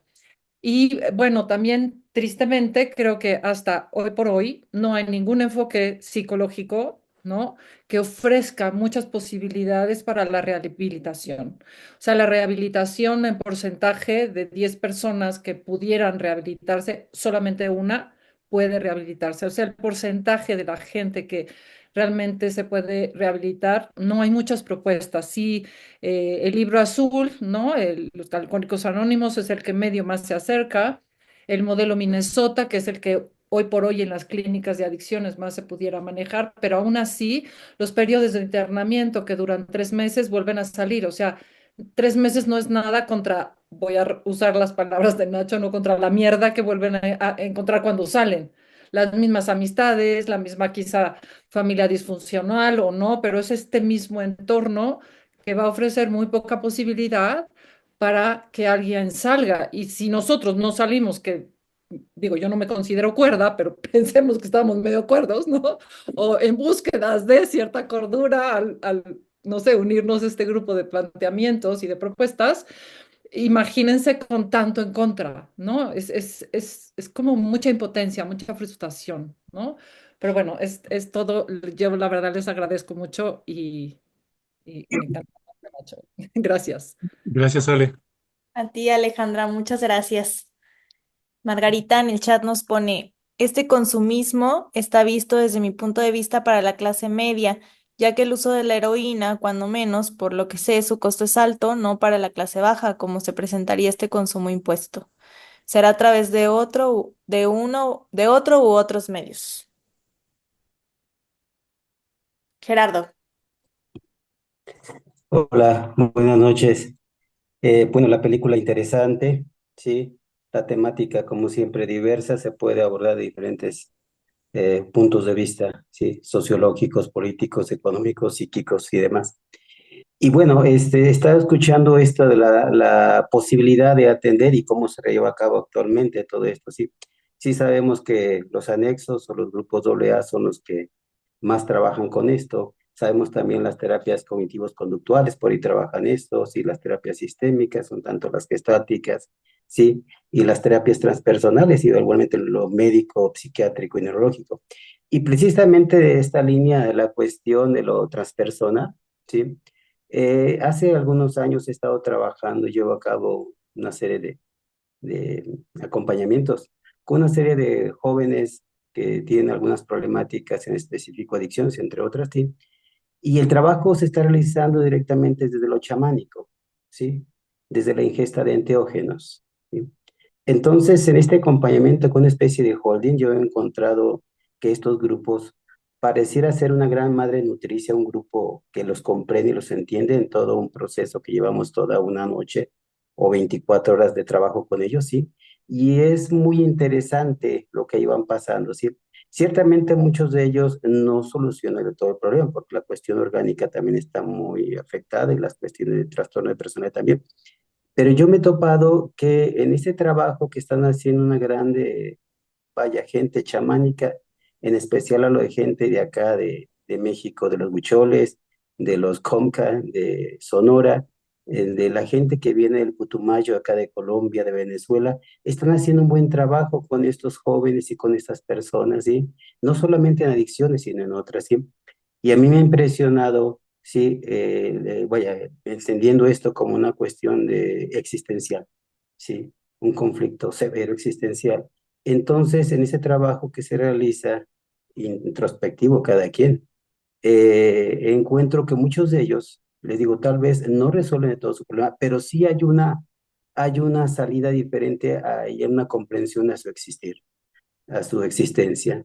Entonces, bueno, ahí lo dejo esto abierto, les digo, yo he estado trabajando y viendo, y tengo ya 7 años trabajando con grupos chamánicos, y es muy interesante el trabajo que están haciendo, digo, como una alternativa también que se puede hacer, aunque yo también he recomendado que quien vaya con esto, pues sería conveniente que también fuese acompañado por algún especialista, algún psicoterapeuta, que les oriente en este aspecto. Ciertamente acá en México, esta temática apenas se empieza a abrir en el Cono Sur, por ejemplo, Claudio Naranjo. Él sí aceptaba y proponía este trabajo de los enteógenos con estas personas y había buenos resultados, y no solamente para las adicciones, para otro tipo de problemas existenciales y de personalidad hay buenos resultados, ¿sí? Acá en México vemos por la influencia que tenemos estadounidense que cuesta mucho trabajo quitar ese prejuicio.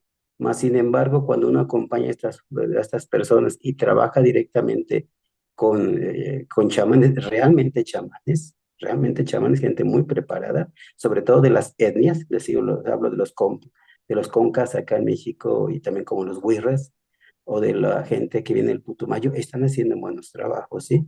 Les recomiendo que por ahí revisen al respecto. Le digo, tengo 7 años trabajando y viendo este trabajo y hay buenos resultados y la verdad me impresiona, porque ciertamente el psicoanálisis, yo desde hace años también, igual que comparto con ustedes, poco tenemos que hacer, lo que podemos hacer nosotros es la comprensión desde lo que existe allá en el fondo, ¿sí?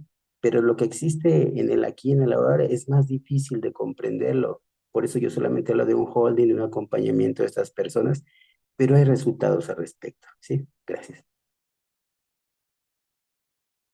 Yo Gracias. quisiera tomar la palabra, no sé si hay más personas o puedo hacerlo. Sí, puedes hacerlo, Johnny. Sí.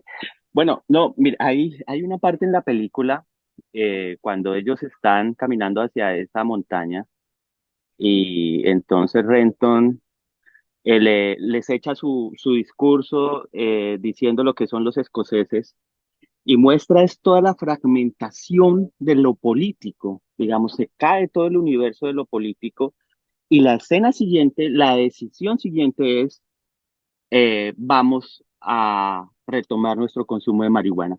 A mí me parece que es muy de heroína, me parece que es muy interesante el asunto porque me pregunto si allí la heroína, digamos, es como la salida respecto de la caída de lo político a cierto nivel, de los ideales, de los grandes relatos, bueno, llámese como se llame.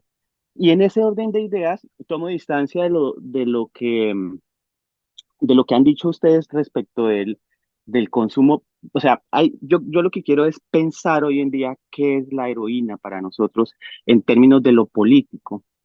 Y quiero contarles algo. Hace unos años, cuando iba a viajar por primera vez a México, estuve como indagando en las redes que cómo podría acercarme un poco como a a la producción cultural mexicana y encontré creo que es un documental que se llama Hecho en México, de música fusión actual, sí. Y entre las canciones o la música que aparecía ahí, aparecía una que se llama Me gusta mi medicina. Y me encantó esa canción porque planteaba, digamos, cómo nosotros somos adictos. De pronto ahorita se las paso por el chat. Todos somos adictos, digamos. Pareciera que hay que es un asunto de político actual, ¿sí? Adictos a las hamburguesas, adictos a la masturbación, adictos a, a dormir, adictos a comer, adictos a lo que sea, ¿sí? Si la relación con el objeto hoy en día es esa, es lo que quisiera que nos preguntáramos. Y nuevamente, tomo distancia entonces de la posibilidad de ver a los adictos como ellos, como los que están allá. Y más bien creo que la pregunta es en qué medida lo, el vínculo, es decir, lo político hoy nos lleva a todos a tener una relación con el objeto que está atravesado por la adicción. Y en ese sentido yo sí creo que el psicoanálisis tiene mucho que aportar y aporta mucho en términos de interrogar la relación con el objeto que tenemos hoy en día. Gracias, Johnny. ¿Quiere decir algo, doctor? Nada más que estoy de acuerdo con lo de Johnny. Es decir, ahí sí podemos mucho aportar. Lo que sí es que estamos ante un problema muy, muy grave, muy difícil. Y además, como lo decía al principio, que es un asunto político. Está hecho a propósito. Todo este asunto del manejo del narco es un asunto que tiene que ver con muchos años de la guerra. Tiene que ver con la política y con la guerra. Sí tenemos mucho que decir, tenemos mucho que escuchar también, agregaría con respecto a lo que nos está proponiendo Johnny, mucho que escuchar al respecto. Yo creo que vale la pena escuchar todo lo que pasa, todo lo que le pasa a un adicto. Creo que tenemos que poner mucha atención para saber qué sucede en ese discurso. Gracias. Hay dos preguntas en el chat. Una de Arturo, ¿habría alguna relación entre la metafísica occidental y el surgimiento del capitalismo en Occidente?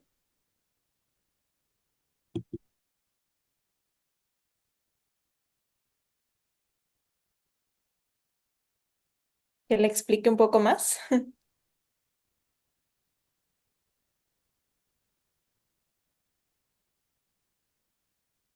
No se escucha, doctor. Sí, ¿para quién va la pregunta? No sé. Arturo, ¿para quién quieres hacer tu pregunta? Para usted. Ah, eh, me parece una pregunta muy interesante. No sabría más que especular un poco, jugar un poco con esa cuestión. Hay una frontera muy marcada con respecto al pensamiento oriental y al pensamiento occidental. Entonces, en ese sentido, no creo propiamente que el capitalismo como tal y como lo vivimos ahora eh, tenga mucho que ver con la metafísica. Obviamente que si tenemos que pensar ya en cuestiones de otra índole, eh, si hablamos de la metafísica en función de un planteamiento filosófico, ya sería otra cosa y otro planteamiento con respecto al surgimiento del capitalismo, pero yo creo que es esta historia del capitalismo que tenemos que ver en función del desarrollo de los modos de producción. Y probablemente tanto en Oriente como en Occidente están dados, aunque curiosamente la mística, la posibilidad de una visión espiritual es muy distinta con respecto al modo de tratamiento que tiene el modo capitalista, que si tenemos que verlo, el capitalismo en Occidente se apoya fundamentalmente en las religiones, en dos religiones fundamentales que son el judaísmo y el cristianismo. El cristianismo tal como surgió y cómo se acomodó, es decir, cómo se reinventó el cristianismo en función de lo que fue el pensamiento imperialista, ¿m?, de Roma, del Imperio Romano. Entonces, de ahí podemos empezar a ver toda la cuestión, creo, de cómo se dio el estilo de explotación capitalista como lo vivimos ahora. Y hay otra pregunta de Marcela. Dice, ¿por qué si, ahorita te doy la palabra, Raúl, ¿por qué si los efectos de la droga son mortíferos y los adictos a veces se dan cuenta de ello, continúan en ello a pesar de los efectos devastadores? Creo que está en la misma pregunta la respuesta. Es Sí, decir, eh, si de hecho se ve, como lo estaba proponiendo hace un rato Johnny, con respecto al sentido de la palabra heroína, que tiene que ver de alguna manera, ellos mencionan, los chavos, van con la madre superiora a que provee la inyección. Es decir, es la madre superiora, además. Entonces, en este caso, hay un acudir a algo que es volver a la madre. Y si tenemos que decirlo, volver a la muerte. Pero lo curioso es que terminan dormidos. Fíjense qué famoso disfrute o qué fiesta tan estúpida el terminar con la heroína totalmente dormidos, tumbados en el suelo, caídos, ¿no? Con una cercanía con la muerte, ¿no? Con el placer quizás de haber apaciguado la angustia. Entonces creo que tiene que ver un tanto con ese apaciguamiento de la angustia, de la infelicidad, etcétera, y que el asunto de la muerte es un alivio. Y si tenemos que decirlo, el amo, diría, lo digo con Lacan, el amo fundamental. hola, Raúl, hola. Ah, Buenas noches. Pues me quedó resonando algo, quería comentar algo muy breve de lo que mencionaba el doctor Lisa, que am, sobre la parte de que no consideraba como este grupo no era un grupo de amigos. Y me quedé pensando esa parte porque sí, o sea, en ningún momento se ve como que de alguna manera se hicieran compañía, siempre hasta parece que las escenas son los momentos que están juntos, los momentos que están compartiendo algo, siempre está como marcado como cada quien en su propio mundo, cada quien en su propio, este, como en su propia, bueno, no sé llamarlo como su propia soledad. Pensaba esa parte, si la heroína si bien no lo muestran como una cuestión como de que fuera lo que los unía, pareciera ser que fuera una cuestión como un entrecruzamiento. O sea, esa parte es lo que me llamaba la atención. O sea, la heroína era el punto de cruce entre todos esos que no podían hacer como un lazo entre ellos. Y me queda sonando por dos puntos en la película. Uno que se me hizo bastante fuerte, que es cuando muere la bebé pero que le exigen al protagonista, pues a Mark Renton, di algo. Y me llamó la atención porque se enojan, o sea, di algo, o sea, suponen que él, porque de alguna manera, a pesar de que el otro, Fegby creo que se llamaba, era el que los controlaba, pero como que todos gravitaban a través de Mark Renton, me llamó la atención por esto que esperaran que él dijera algo, alguna palabra, algo que los ubicara en lo que acababa de pasar, y lo único que pudo responder fue con la heroína, preparando, y incluso ni siquiera fue un acto como de, bueno, te voy a dar esta porción de olvido, porque creo que, si no recuerdo mal, lo recalca muy bien, sí, pero primero yo, y luego la chava que acaba de sufrir la pérdida. Este, entonces, y el segundo punto es ¿por qué los deja? O sea, ni siquiera siento que los haya dejado y él lo viva como una traición, porque al final de cuentas no eran sus amigos. O sea, por eso los deja, o sea, no eran amigos, o sea, podría haber sido como un paso más allá de decir, bueno, los voy a traicionar aún siendo mis amigos y me voy a ir, pero ni siquiera se lo plantea como una traición, es me marcho y pues no pasa nada, o sea, ya verán ellos cómo se las arreglan. Sí deja como un poco de dinero para quien lo vio, o sea, como un gesto de consideración, pero en general me llamó la atención eso, o sea, no había como esa posibilidad de lazo, o no sé cómo llamarlo, o sea, era como un entrecruzamiento con el pretexto de la droga. Nada más ese pensamiento lo dejo por ahí a ver qué opina. Raúl, hola, mira, en la adicción, la gente no tiene amigos, tiene compañeros de adicción. Eso lo retrata muy bien la novela y la película, lo deja muy en claro, y qué bueno que lo notas. Como están divididos los arquetipos, además, se nota que los escribe alguien que está consciente de cómo son estos grupos sociales. Una persona que no ha vivido una adicción no puede entenderlos como Welsh los ve. Generalmente hay una persona que abusa y que no consume, que está con los consumidores y que se aprovecha de ellos, económicamente sobre todo. Y ahí es la figura de Bibsy, siempre. Y siempre va a haber un adicto que quiera salir y otro que no lo deje, que es la relación de Renton con Sick Boy. Y otros que estén nada más ahí. Y hay uno que está peor que todos, al que dejan morir. Así funcionan todos los escuadrones de la muerte que tú veas abajo de los puentes, etcétera. Siempre son así.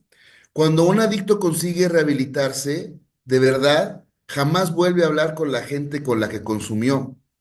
Claro, si va a un grupo de doble A o lo que sea, sus nuevos amigos están ahí, etcétera, pero se da cuenta que los lazos que tenía eran nada más el consumo, porque nada más quieren estar con gente que va a estar consumiendo como ellos, porque socialmente no está bien visto ni es aceptado que se consuman drogas o alcohol en exceso. O sea, un adicto a la heroína no puede estar shoteándose en la sala con su mamá. Tiene que buscar a otras personas que quieran inyectarse. Y no tienen que tener nada en común más que eso. Entonces la película, como la vemos como espectadores muy externos, sí hace una disección muy bien lograda de cómo son estas pequeñas sociedades. Y el destino de los personajes tiene que ver con qué pasa. El que se separa del grupo muere primero. El que se separa para librarse es visto como un traidor. Si no has visto y luego ves la segunda película, que no es muy buena, la verdad, no se acerca a Transpotting 1. Toda la película se trata de cómo le recriminan que los haya abandonado, ¿no? Que no era suficiente lo que les dejó de dinero, que los transó, que hay que matarlo. Y al final, pues termina otra vez como medio amigo del Sick Boy, el Renton, pero tampoco es una amistad real, ¿no? Y creo que eso también tiene que ver con algo que comentaban hace ratito en la pregunta por escrito, de por qué los adictos siguen consumiendo a pesar de que saben que se van a morir. Yo he conocido gente que muere, o sea, ya ha muerto, que sabe que le quedan ya pocas horas de consumo y se encierra a morirse consumiendo ya no como una resignación, ¿no? Sino como lo único que saben hacer. No sé si en español usan también este término, pero en la literatura de la adicción, en inglés, mencionan mucho la noción de que el adicto tiene inconscientemente un death wish, un deseo de muerte.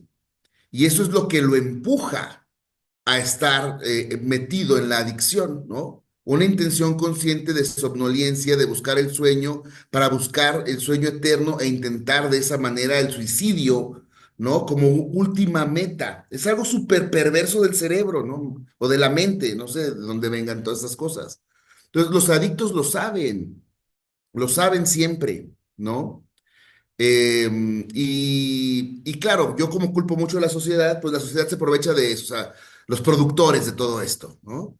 Vive, el mensaje de ahorita, por ejemplo, los corridos tumbados que hay en mis alumnos, es vive rápido, vive ahorita, drógate ahorita porque te van a matar a los 25, ¿no? O te vas a morir antes, pero te vas a ir feliz. Y esa idea de que en ese ratito te van a vender esa felicidad, engancha muy bien con este deseo de morirte. Entonces, por eso se les llama escuadrones de la muerte a la gente que se junta a morirse. Y el de Renton, con Sick Boy, con todos ellos, es un escuadrón de la muerte, no más que del primer mundo, ¿no? Pero es el mismo que tenemos aquí en un puente abajo de Soledad de Graciano Sánchez. O sea, igualito, ¿no? Es algo muy perverso, ¿no? La adicción. Yo aprovecho siempre, si ustedes conocen a alguien que esté en un problema, intervénganlo, porque también el adicto no sabe que hay una posibilidad de salvarse. Y todo eso se los digo yo porque yo soy adicto, rehabilitado, hace ya unos años, ¿no? Si ustedes conocen a alguien, intervénganlo. No dejen que solito tome conciencia porque va a pasar lo que pasó en Transpotting con todos. Ese es como un mensaje que tengo. Sí. Gracias, José Ra.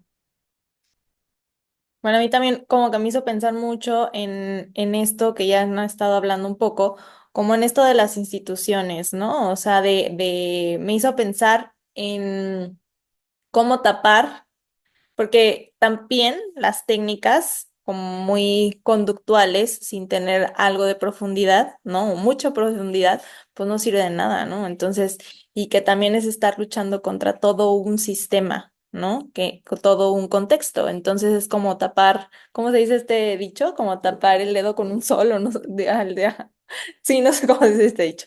Pero el punto es como en este intento, ¿no? De rehabilitar el gobierno a Renton de esta manera como muy conductual. Y se me hizo pensar en esta película que no sé si la han visto, de La Naranja Mecánica, que también pasa, ¿no? Lo mismo. Ándale, gracias, Diego. Tapar el sol con un dedo. Gracias. La naranja mecánica, ¿no? Y es exactamente lo mismo, ¿no? Como de aislar, alienar como a esta persona y como tratar de rehabilitarlo a la fuerza, en este como síntoma, en este problema considerado también socialmente, pero que también es provocado por la cuestión, como dicen, del contexto de la sociedad, de toda esta cuestión, ¿no? Entonces, me hace pensar como todas estas técnicas conductuales que hay hoy en día en, por ejemplo, la cuestión de la imagen, ¿no? Escuchaba también a una persona, a una paciente que decía que en sus otras terapias les ponían de verse en el espejo y decir que tenían que ser bonitas, ¿no? Que soy bonita y entonces, arreglarse bonita y así se iba a sentir bonita, ¿no? Entonces, exactamente como en ese sentido y no ir como a la profundidad del asunto. Entonces, tomar en cuenta como todo esto y como que todas estas técnicas que ahorita estamos utilizando para no ver la realidad, ¿no? Es más bien otra vez tapar la realidad que no se quiere ver, o sea, no develarla. Entonces, eso es porque a lo mejor la realidad la consideramos muy monstruosa, ¿no? Pero pues también no es la respuesta.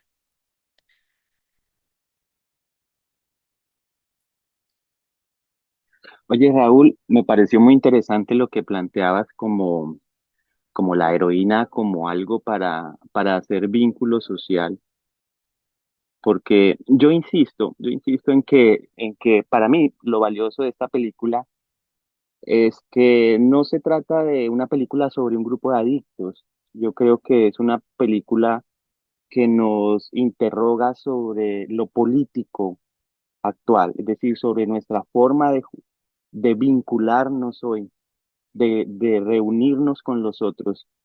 Y me parece que en ese punto, Raúl, ahí hay algo muy interesante que tú señalas, y es si hay algo en términos de lo adictivo que nos vincula, ¿sí?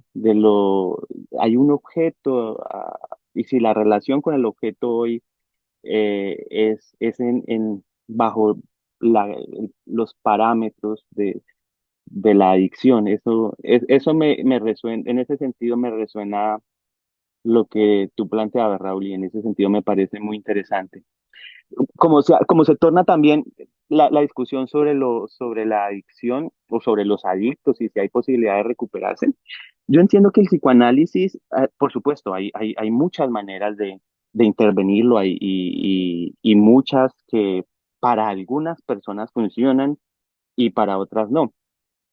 Yo pensaba si hay una diferencia, por ejemplo, entre lo que propone el psicoanálisis y lo que propone los grupos AA, en el sentido de que eh, entiendo, pero de pronto es una lectura muy superficial, que de alguna manera en ciertos grupos se, se promueve como yo soy, adicto, alcohólico, etcétera, etcétera, como yo soy, entonces por hoy no, por hoy no tomo, por hoy no consumo, pero se parte del como yo soy.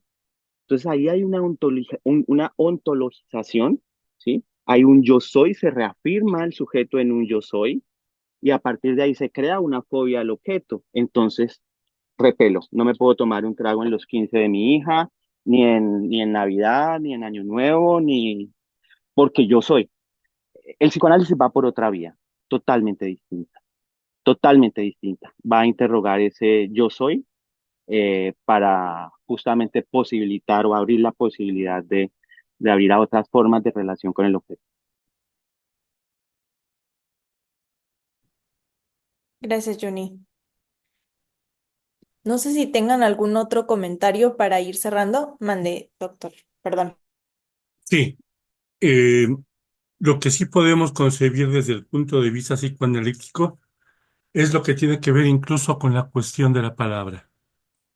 Adicción. Es decir, nos volvemos adictos a lo que no podemos decir y que es lo que está precisamente en la película toda. No hay un intercambio de la palabra entre ellos. Tanto que al momento de la muerte del bebé, entonces tienes que decir algo, ¿no? Es decir, porque, y además no se queda más también que en demanda. Él mismo, el que habla, lo que hace es decirle, habla, porque lo que ella hace es llorar solamente.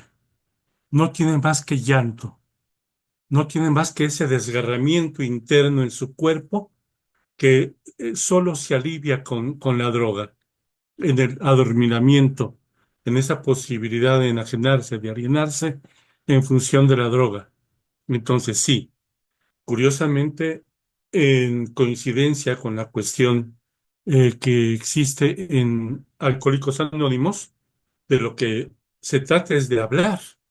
Entonces siempre hacen que se suba al podio, hable de sí mismo y pasa gran parte de la vida y quien se sostiene hablando en esos grupos, curiosamente, puede pasar la vida sin probar una sola gota de alcohol o de droga o demás porque tiene la posibilidad de hablar en el grupo. Y como nos decía Joserra, es que ahí hace vínculos. Ahora tiene sí una familia.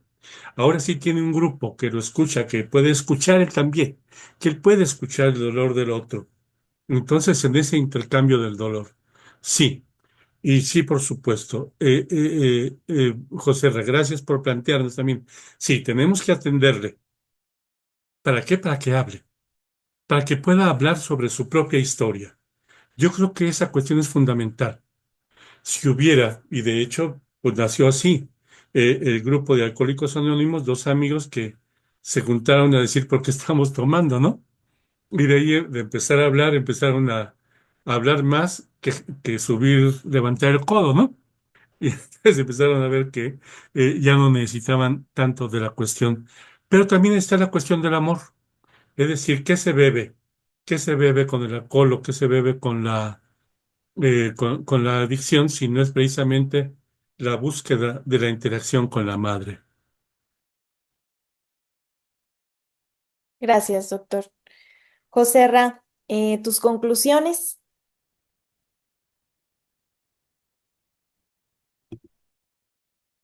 No te Ya, escucho. Ah, sí, ¿verdad? Sí.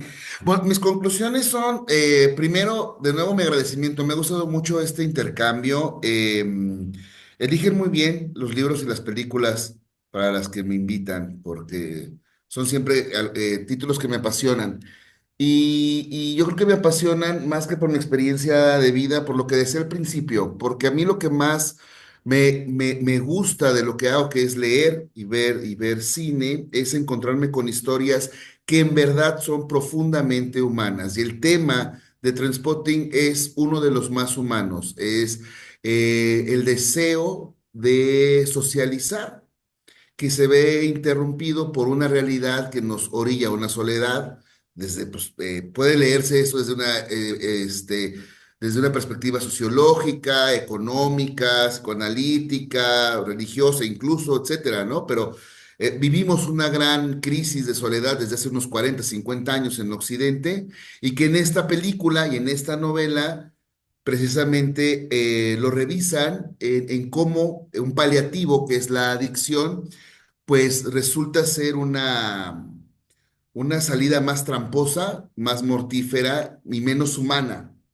Eh, Decía Miguel algunas recomendaciones de cine. Quería concluir recomendando yo también algunos títulos de cine. Creo que él no mencionó la película Kids, que es casi contemporánea de Trainspotting, es del 94. Es una película que es como falso documental en Estados Unidos, jóvenes preparatorianos adictos a las drogas y al sexo de alto riesgo. La película fue muy problemática cuando salió, pero con el tiempo se ha demostrado como un documento que sí capturaba pues la verdadera esencia de lo que era el escapismo pop, de las mismas actitudes que había en lugares como MTV, ¿no? De música y de fiesta y de todo lo que los 90 vendían. Entonces esta película me gusta mucho recomendarla cuando platicamos de Trainspotting también. Hay una película mexicana de los 90 que se visiona poco ya, pero que fue impactante, que se llama Lolo. Lolo es como del 91, 92. También es todo esto como vida en el abismo que hay mucho en el cine mexicano de esa década. Lolo, Perfume de Violetas, a lo mejor son problemas o problemáticas no tan cercanas a una drogadicción de alto impacto como en Transporting, pero los temas son muy similares. Entonces, los considero muy bien planteados. Y en la literatura, si alguien está interesado, o sea, hay un libro que yo recomiendo mucho que se llama La huella de los días. Así se llama la traducción. En inglés el título es muy aburrido. En inglés el título es así como rehabilitación, nada más. En español lo publica Anagrama y es de una escritora, una ensayista gringa muy chida que se llama Leslie Jamieson, que es profesora de escritura creativa en Nueva York y es adicta en rehabilitación también. Y su tesis doctoral fue sobre escritores gringos que fueron famosos como alcohólicos, pero que su obra se transformó y que ella considera mejor una vez se rehabilitaron. Y el título que le pusieron en español está inspirado en una película que ella menciona constantemente que está en YouTube, una película que se llama Días sin huella, de los 40 o de los 50, medio así como trágica de un señor alcohólico, pero ella va entretejiendo su historia como adicta y la historia intelectual de Estados Unidos desde una perspectiva súper académica, seria, pero de divulgación, en donde pues sí analiza este mito que no se alcanza a ver en Trainspotting, pero que es parte siempre de la discusión de la adicción en el mundo del arte, este mito de el creador como un adicto, ¿no? Y complementa muy bien algunas ideas, la vida de los autores que ella revisa, como Raymond Carver, por ejemplo, Malcolm Lowry, lo que ustedes pueden ver en los personajes de ficción de Irving Welsh, cómo eran sus vidas reales, que eran como las que vemos en esas películas. Entonces, por ahí les dejo esas recomendaciones y bueno, cualquier cosa, tienen mi contacto y pueden platicar conmigo. Gracias, José Ra. Doctor, Sí, pues nada más, yo también dar las gracias. Muchas gracias porque creo que he escuchado cosas muy interesantes de tanto de Joserra como de Miguel y de la gente que participó porque creo que se llegaron a cuestiones muy profundas. Creo que es muy importante ese intercambio. Mariana, muchas gracias. Gracias a todos y cada uno de los participantes, porque eso es lo que nos da la riqueza de posibilidad de pensamiento y nos lleva a la posibilidad de investigar más sobre esos temas que son fundamentales para la sociedad y también para los artistas como Joserra, también cosas que pueden haberle movido también para su escritura, etcétera, para su trabajo. Pero quiero decir que es muy grato intercambiar con todos los que han participado, con los que han escuchado incluso. Muchas gracias a todos. Gracias, Mariana. muchas gracias. Muchas gracias, como dice el doctor, a ustedes por asistir, por sus comentarios. Estoy totalmente de acuerdo con lo que dice el doctor Ignacio. Gracias, José Ra. Gracias, doctor. Como siempre, es un honor contar con su presencia de los dos y bueno, también Miguel que se tuvo que ir temprano. Y pues bueno, tenemos mucha tarea con las recomendaciones que nos dejaron. Nos vemos pronto en el próximo evento. Ojalá que los tengamos aquí. Y pues bonita noche a todos. Bonito fin de semana. Buenas noches. Buenas Gracias, noches. Mariana, gracias a todos, chao. Buenas noches. Bonita noche. Buenas noches. Chao. Buenas noches, gracias a todos.